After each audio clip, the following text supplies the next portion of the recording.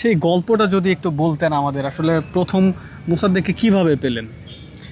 আসলে যখন 2008-09 মৌসুমে আমি কোয়ালিফাইং টিম করি, তখন 56 টিম পার্টিসিপেট করছিল।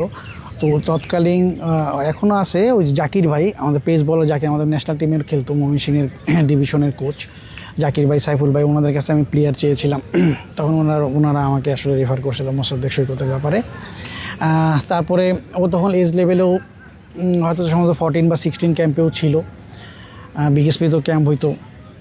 তখন তৎকালীন সময়ে ওই ক্যাম্প চলাকালীন অবস্থায় ওই জাকির ভাই বলার পরে তারপর আমি ওকে আনলাম, আইনা আমার কোয়ালিফাই টিমে খেললো। কোয়ালিফাই তখন 8-9 মৌসুমে সম্ভবত কোয়ালিফাই খেলেছে। তারপর 2 বছর আমার সাথে 3rd ডিভিশন খেললো। কোন ক্লাব? আমার শেখ জামাল ক্রিকেটার্স, এখন যেটা বর্তমানে ঢাকা 1st ডিভিশনে খেলছে। তারপর আমার সাথে 3 বছর থাকার পরে আমি যেহেতু কলাবাগানের ছেলে এবং কলাবাগান ক্লাবটাও আমার ক্রিকেটেরও পাঠশালা, আমি যা কিছু শিখেছি আসলে কলাবাগান ক্লাবের মাধ্যমেই। তো ওইখান থেকে ওকে আমি তো আমাদের কলাবাগান ক্রিকেট একাডেমি একটা 1st ডিভিশনের টিম ছিল, সেখানে 1 বছর খেলেছে। ওখানেও সে পারফর্ম করছে, গুড টাইমার ছিল, খুবই পরিশ্রমী ছিল, ডিসিপ্লিন প্লেয়ার ছিল। তারপরে যখন 12-13 সালের দিকে সম্ভবত যখন প্রথম প্লেয়ার বাই চয়েস হয় সিসিডিএমে, তখন আমি সিসিডিএমে থাকার সুবাদে তখন ক্যাটাগরিতে মোসাদ্দেক সৈকতের নামটা সংযুক্ত করা হয় এবং আবানি ক্লাব ওকে নেয় এবং সেই থেকে এখন পর্যন্ত 14 বছর যাবত ও আবানিতে খেলছে এবং ওটা ডিজার্ভ করে। আর দীর্ঘদিন পর ও ফিরে আসছে এবং অবশ্যই ওর শুভকামনা আমি আশা করি সবসময়। ও আসলে আমার ভাইয়ের মতো, আমাদের এখনও সম্পর্কে আমাদের রেগুলারই কথা হয়। টিমে যখন সুযোগ পাইছে তখনও আমার সাথে ওর ফোনে কথা হয়েছে, পারফর্ম করে না যখনই আমি যতটুক মানে বড় ভাই হিসাবে আমার যতটুক বলার আমি সবসময় বলি এবং আমাদের সাথে খুবই ভালো ফ্যামিলিগত সম্পর্ক এখন পর্যন্ত মোসাদ্দেক সৈকতের।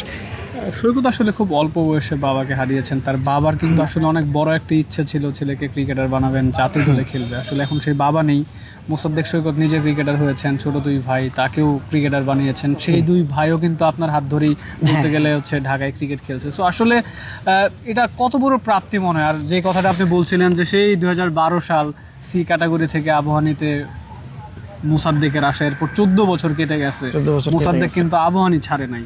তো এমন কপাল তো সব ক্রিকেটারের ভাগ্যে হয় না। আর একটা ক্রিকেটার একটা ক্লাবে এত বছরও কিন্তু থাকে না, সেই ক্রিকেটারকে আপনি প্রথম নিয়ে আসছেন, নিজেকে কি একটু সৌভাগ্যবান মনে হয়? না, তা তো বটে। আসলে দেখেন, আমরা যারা ক্লাব অফিসিয়াল আছি, যারা সংগঠক আছি বা যারা কোচিং করায়, তাদের সফলতাটা আসলে কোথায়? যখন তার একটা স্টুডেন্ট কিংবা তার একটা প্রিয় ছাত্র যখন একটা ভালো পর্যায়ে খেলবে, আমরা তো কিছু পাওয়ার জন্য করি না।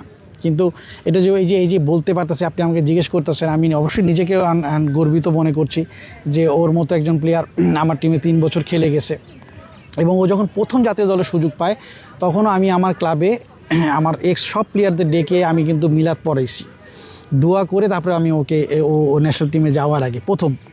সুতরাং আসলে এই জন্য আপনাকে বললাম যে আমাদের আসলে মানে ফ্যামিলিগতভাবে মানে একদম ও আমার ভাইয়ের মতো। আর আমি আসলে কোনো সময় ওইভাবে ওই সার হওয়ার চেষ্টা করিনি। সব প্লেয়ারদের সাথে আমি চাইছি সবাইকে আমার ভাইয়ের মতোই জানতে। হ্যাঁ, আর ওরা 3 ভাই আসলে, হ্যাঁ, ওরা 3 ভাই আসলে প্রথম রেজিস্ট্রেশন আমার ক্লাবেই।